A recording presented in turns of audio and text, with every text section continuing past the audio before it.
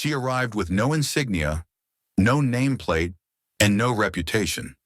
Just a clipboard, a quiet stare, and the wrong kind of silence. They laughed, dismissed her, but every move she made was calculated. Then the Admiral walked in. He looked at her, then stood straight and saluted first. The room fell dead silent. Who was she? And why did the most elite SEAL unit freeze when they found out? Before we begin, tell me where you're watching from and what's the most powerful story you've ever heard. Welcome to Grateful Stories, where tales of compassion and kindness are told. Let's uncover what really happened. The fog clung low over Naval Base Windmere, softening the harsh outlines of fences, towers, and watch posts. A black SUV pulled up to the checkpoint, its windows tinted, its plates unremarkable. From the passenger seat stepped a woman, slim, composed, hair tied neatly at the nape of her neck. She wore charcoal slacks, a pressed white blouse, and no visible insignia. Her shoes were plain, her expression unreadable. She didn't walk like a tourist. She didn't pause to look around. She moved with the rhythm of someone used to being overlooked. At the front desk inside the administration building, the duty officer barely looked up. "Blue form for civilian contractors," he said, sliding it across the counter. "Sign here." "Thank you," the woman replied. Her voice was low but clear. She filled out the form quickly, no hesitation, no wasted movement. Name Rebecca Tran. Organization Defense Operational Audit Office. Purpose Evaluation, Phase 3. She slid the clipboard back without a word. The officer stamped her visitor badge and returned to his paperwork. No one asked questions. Rebecca entered the waiting area where a dozen officers and civilian personnel mingled near the coffee machine. The walls were lined with framed commendations and unit photographs. The air smelled faintly of burnt grounds and old carpet. She picked a seat by the window and sat with her back straight, portfolio resting on her lap. To anyone watching, she looked like a quiet analyst from Washington, another clipboard carrier sent to slow things down. A group of younger officers stood nearby, voices pitched just low enough to pretend they weren't being overheard. "Here we go again," one muttered. "Another civilian telling us how to do room clearing. At least this one looks like she won't talk much." Another chuckled. "Probably a policy writer. She's from the Pentagon evaluation team. That's the rumor. Hope she knows which end of a rifle points forward." Rebecca didn't react. She kept her gaze out the window, tracking a passing Humvee, her reflection faint in the glass. It wasn't the first time she'd been underestimated. She preferred it that way. At exactly 800, the doors at the far end opened. A tall man in fatigue stepped through, his gait quick and practiced. "Lieutenant Commander Daniel Foster, SEAL Team Echo," someone whispered. Foster's eyes swept the room until they landed on her. She stood. "Yeah, sir. Briefing's about to start. You're up front." He gestured toward the second row, not the civilian seats in back. She followed him in silence. "Good view from here for note-taking," he said as she sat. "Appreciated," Rebecca replied. The room filled quickly, 24 chairs. Tight formation, unspoken rank dictating who sat where. The front row filled with captains, senior chiefs, and division heads. The back row with tech specialists and analysts. Only Rebecca didn't quite fit. Several glances landed her way. A few lingered. She with Foster, someone whispered. "Contractor," another answered. "Probably his assistant. Nice upgrade." Rebecca placed her leather folio on her lap and opened it. A blank notepad lay inside, untouched. Her pen rested on the cover. She didn't move. The door clicked again. Everyone stood as Captain Nora Sheffield entered. Her dress uniform was immaculate, her silver hair sharp against her collar. When she spoke, the room quieted like a snap switch. "Good morning. Let's begin." She tapped the projector remote. A slide lit the front wall. "Naval Special Warfare Command is reviewing current training protocols in light of recent field developments. This phase of evaluation will be conducted with embedded civilian support. All personnel are expected to cooperate fully. She gestured toward Foster. Lieutenant Commander Foster will serve as liaison between SEAL Team Echo and the civilian contractors. Foster stood briefly, looking forward to working with everyone. He sat down.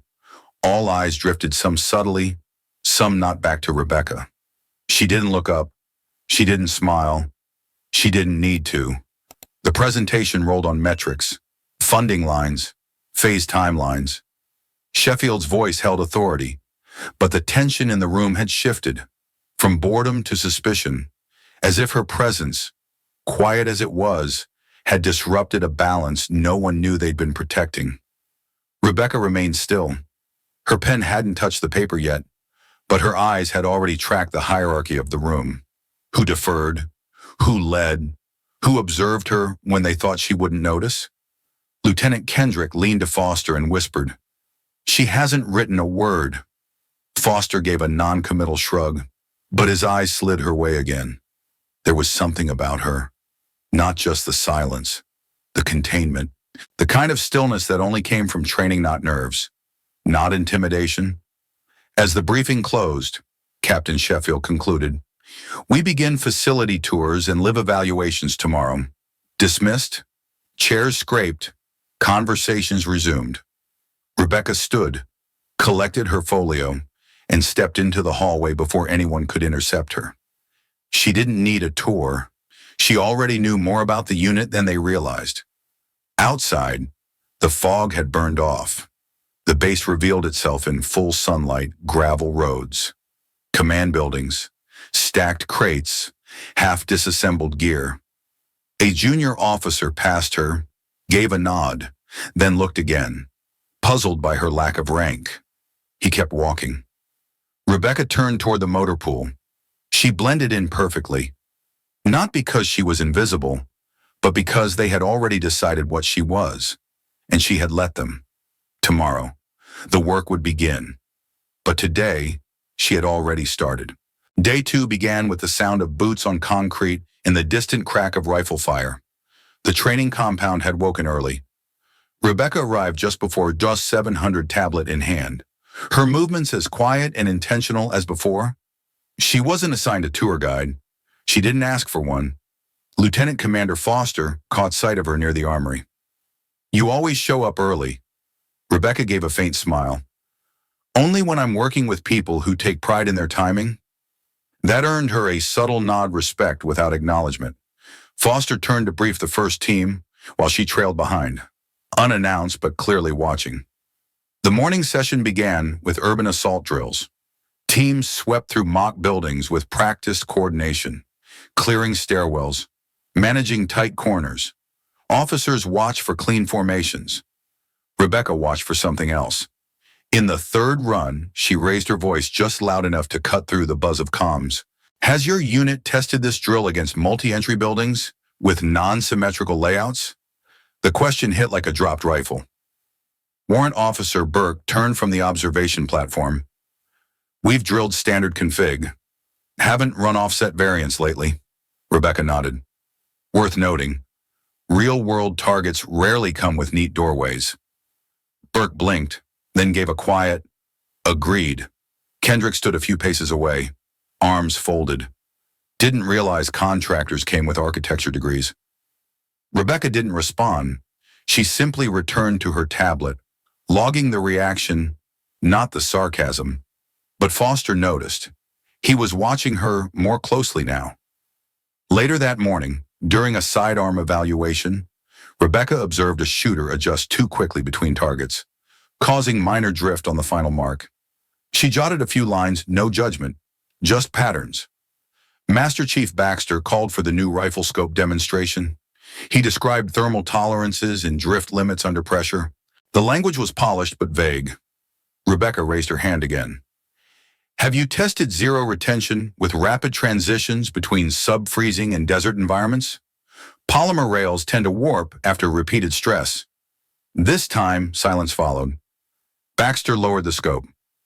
"We've seen some instability. Yeah, mostly in the older lots." "You've worked with this model." Rebecca kept it simple. "In multiple climates. Results varied." Foster turned to look at her directly now. You field tested it. She didn't flinch. Evaluation teams often observe under live conditions. Not a lie, but far from the full truth. Petty Officer Navarro leaned toward Kendrick. She's good. She's rehearsed, Kendrick muttered. Probably memorized spec sheets. Back at the range, a team prepared for room-clearing drills. Rebecca moved closer, kneeling behind a barrier to observe line of sight and corner timing. She said nothing, but the sharpness in her focus drew curious looks. During the run, one operative hesitated mid-room. The split-second pause nearly jammed the flow. Phase lag at breach point, Rebecca noted, mostly to herself. Foster overheard. You saw that. She nodded. He blinked right before pivoting, probably second-guessed door angle. Foster frowned, impressed. You catch that from 50 feet out, Rebecca didn't answer. But in her eyes, there was nothing tentative. Lunch brought the first real shift. Most personnel ate outside beneath the shade netting. Rebecca sat alone with her tablet, back to the wall, eating with one hand, scrolling with the other. Kendrick approached with a tray in hand. He sat across from her without asking. So, he said, stabbing his fork at a salad, what did you do before consulting? She looked up.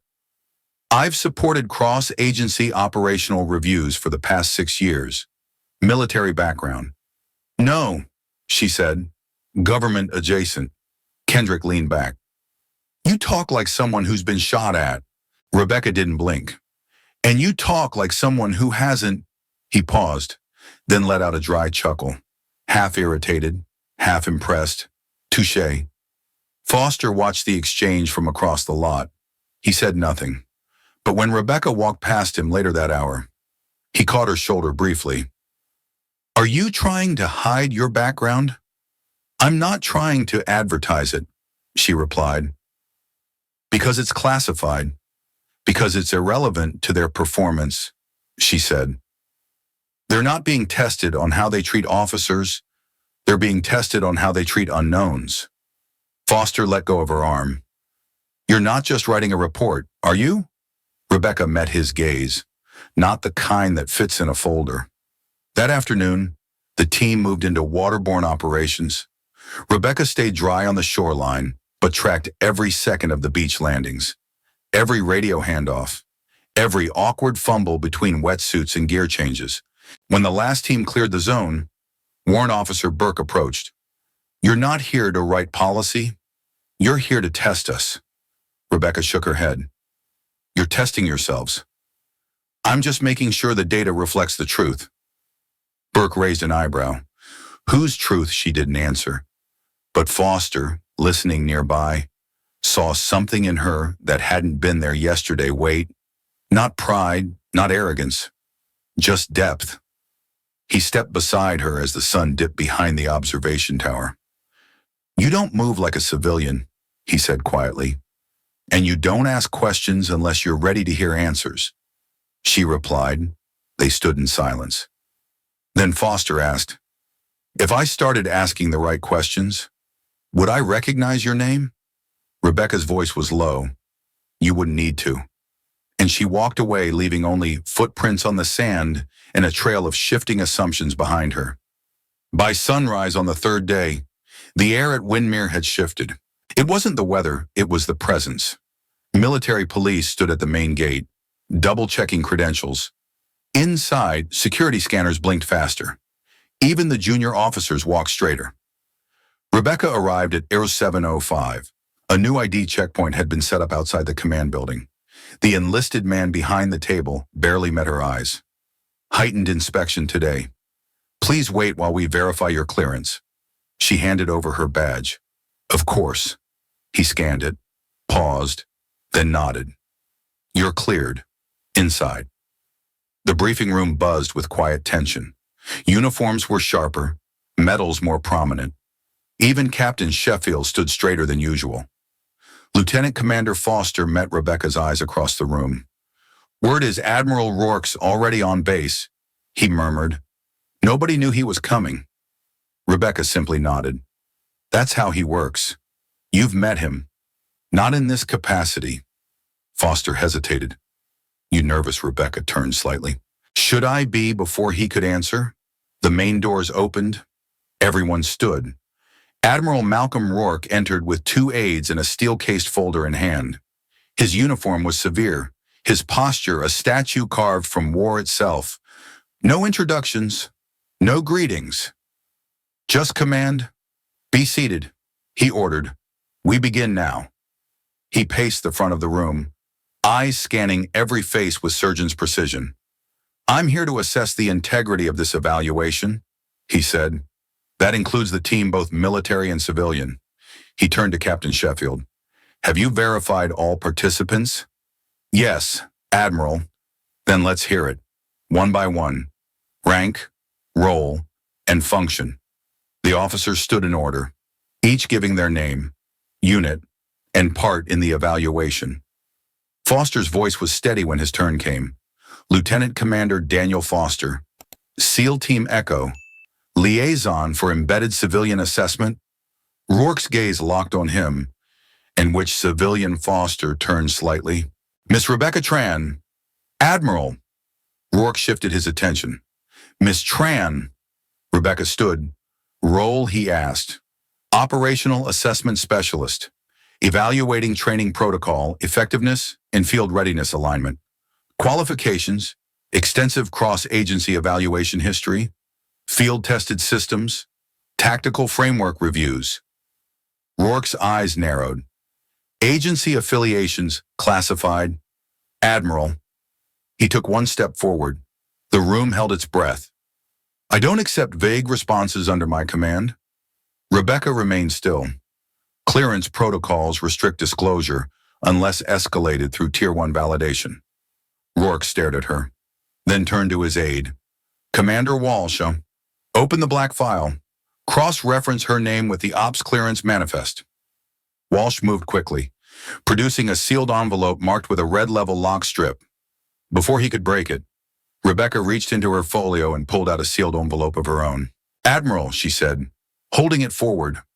Rourke took it, examined the seal. It bore a twin identifier to NavSpec Warcom. He opened it, read the first line, then the second, then stopped. The change in his face was visible only to those trained to see it. The slightest widening of the stance. A muscle behind the jaw unlocking. He looked back up. Ladies and gentlemen, he said to the room, we've made a significant oversight. Rourke took one step back, turned to face Rebecca fully, and raised his hand in a full, formal military salute. Good morning, Commander Tran. The silence cracked like ice. Foster sat frozen. Kendrick's mouth opened, but didn't close. Captain Sheffield blinked once, visibly recalculating everything. Rebecca returned the salute without hesitation. Good morning, Admiral. Rourke turned to the room.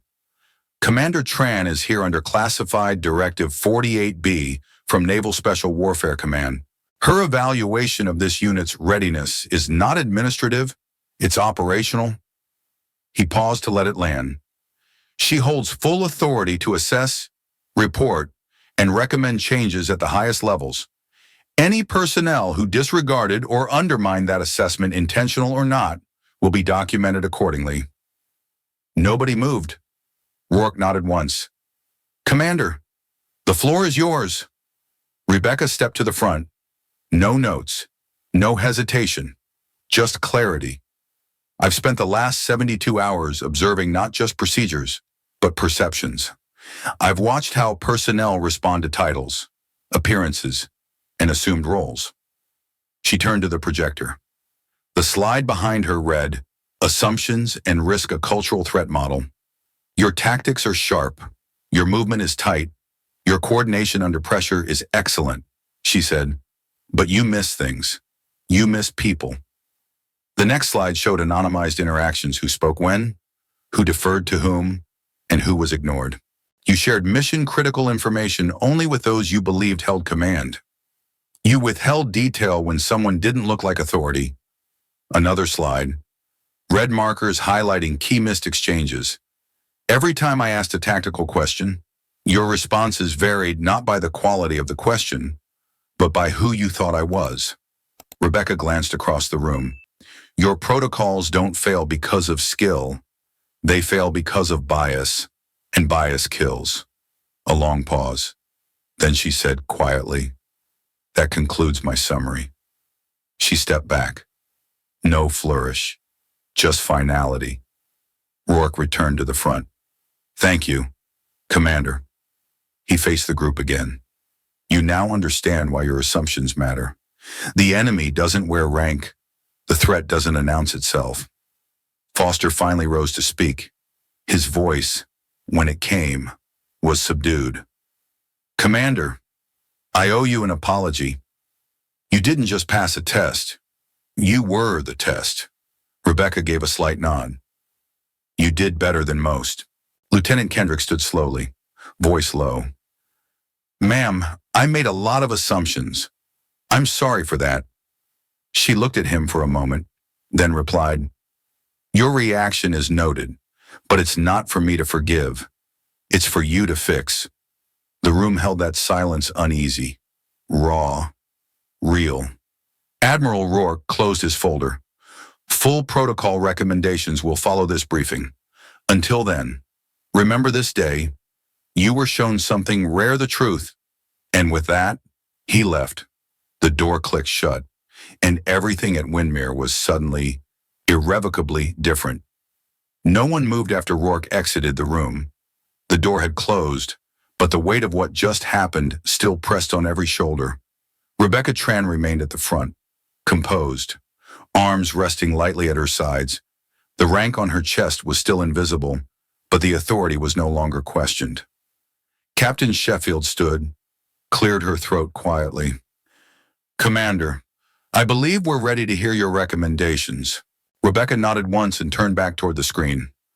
The core issue is not training, she began. You operate at an elite level.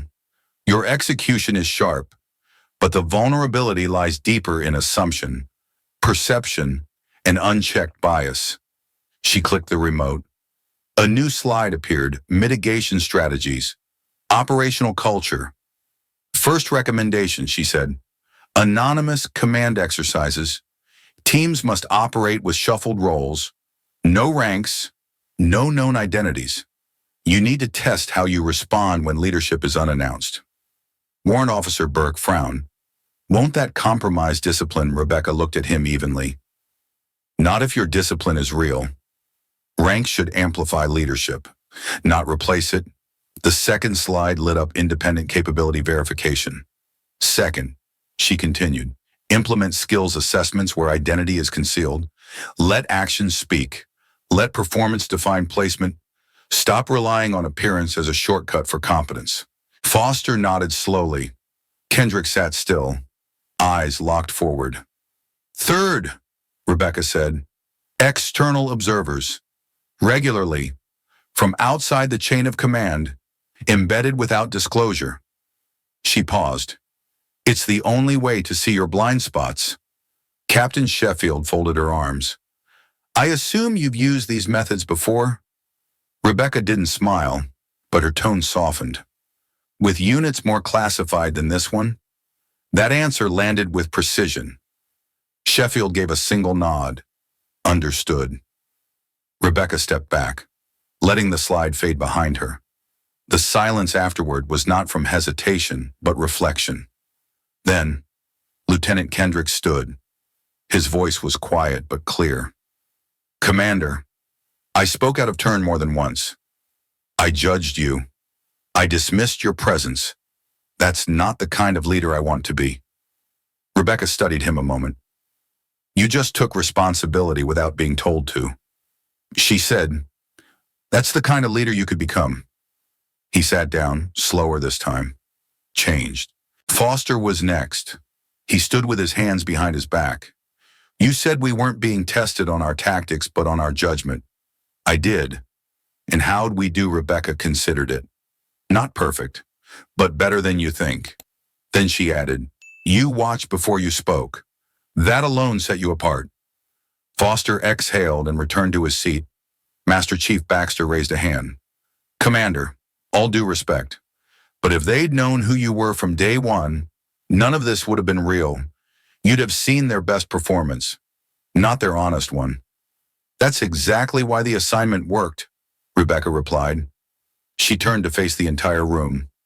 I didn't need you to impress me. I needed to see who you are when no one's watching. Captain Sheffield stepped forward.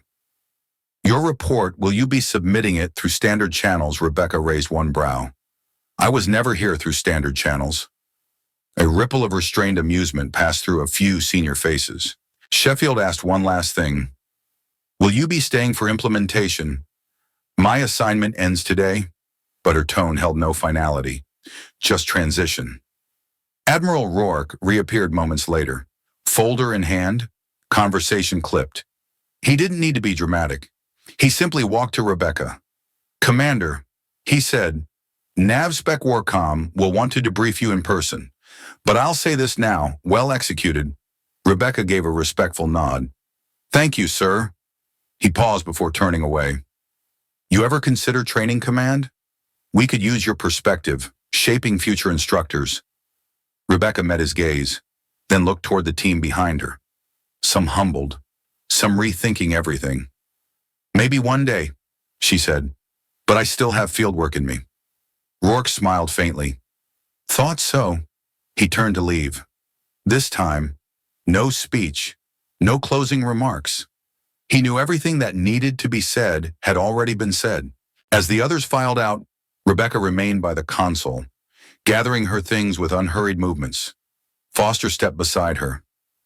I meant what I said earlier, he said. You changed something here. It's not just how we see you, it's how we'll see each other. Rebecca glanced at him. That was always the point. She started walking toward the exit, but just before she reached the door, Foster called out, Commander, one last question. She turned. How many of us actually impressed you? Her answer came with the first real smile he'd seen on her. All of you, she said. Once you stopped trying to impress the wrong person, then she walked out. The sun outside was bright, casting long shadows across the concrete. Rebecca crossed the lot without hesitation, her pace calm but decisive. She reached her car and opened the driver's door just as her phone buzzed. One message. 0800 Monday. Bring your name this time. She read it once, then tucked the phone away and started the engine. As she pulled onto the main road, Windmere faded in the rear view. Same fences, same towers, but the unit inside had changed, because sometimes the most effective missions are the quiet ones, the ones that leave no trace but reshape everything. And sometimes the most dangerous assumptions aren't about tactics or weapons. They're about the people standing right in front of you. Rebecca didn't leave right away. Instead, she walked once more through the compound, this time alone. No escort, no glances of doubt. The same buildings, same gravel beneath her shoes. But the air had shifted. She passed a group of enlisted SEALs doing gear checks near the maritime section. A few of them looked up and offered a nod, not the kind given out of courtesy, but the kind that said, "We see you now." She nodded back. Inside the admin building, the debriefing room was quiet. Foster had waited behind. Captain Sheffield, too. Both stood as she entered. You said your report's already been transmitted. Sheffield asked, encrypted and routed through command channels. Rebecca confirmed. Rourke's team will receive it within the hour. Sheffield folded her arms. Then we'd appreciate hearing your recommendations directly from you. Rebecca stepped forward and laid her tablet on the table. No problem. 3 key recommendations, she said, each targeting a cultural vulnerability more than a technical one. She clicked the tablet once, activating a minimalist display on the screen behind her. 3 phrases appeared. No rank, no face, no pattern. First, she said, pointing to the words, anonymous field rotation.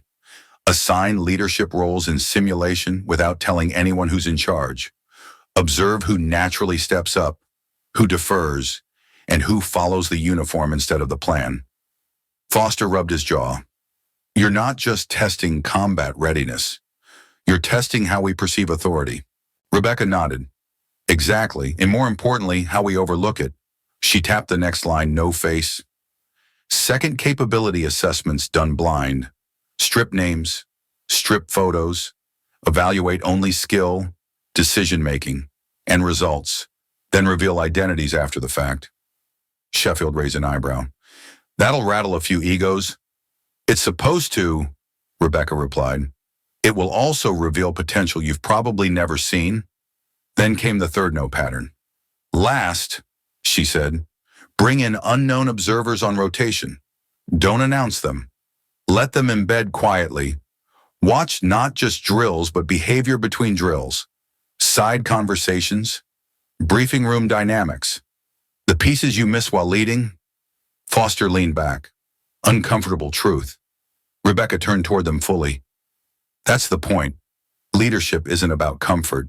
It's about clarity. Sheffield exchanged a glance with Foster. These aren't small asks. Commander? No, Rebecca agreed. But small changes won't fix systemic blind spots.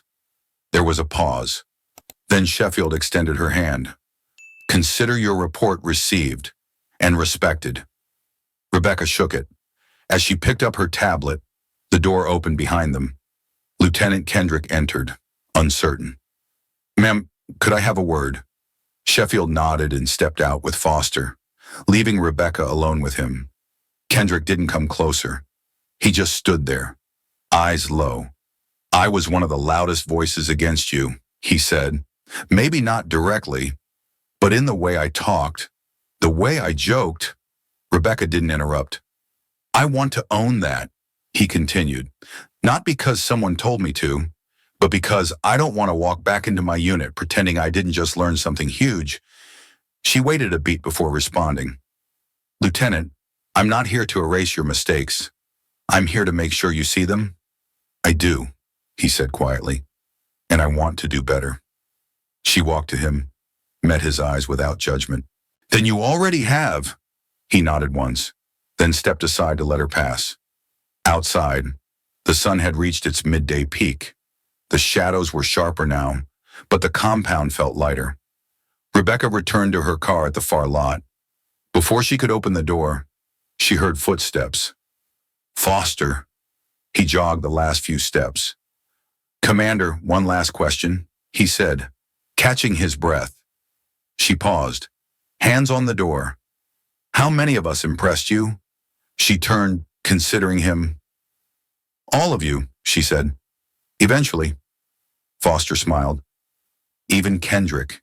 He surprised me the most, she said. And not because he changed, but because he admitted why he needed to. They stood in silence a moment longer. Then she slid into the driver's seat. As she started the ignition, her phone buzzed. A message lit the screen. Monday, Aero 800, come as yourself. It was signed with initials she knew well. Nav Spec Warcom. She tapped the screen off and pulled away. No one saluted her this time. No one stood at attention. But every person she passed looked her in the eye. Not because she was a commander, not because she had earned their fear, because she had earned something more dangerous in a unit like this: respect. As Windmere faded in the rear view, Rebecca exhaled softly. She hadn't come here to prove herself. She came to test them. And in doing so, she'd reminded herself of something important. Sometimes, the most effective missions are the ones no one knows are happening, and the most dangerous assumptions are the ones we make about the people standing silently beside us. She adjusted the mirror, then drove on, no rank showing, no badge displayed. Just exactly who she needed to be.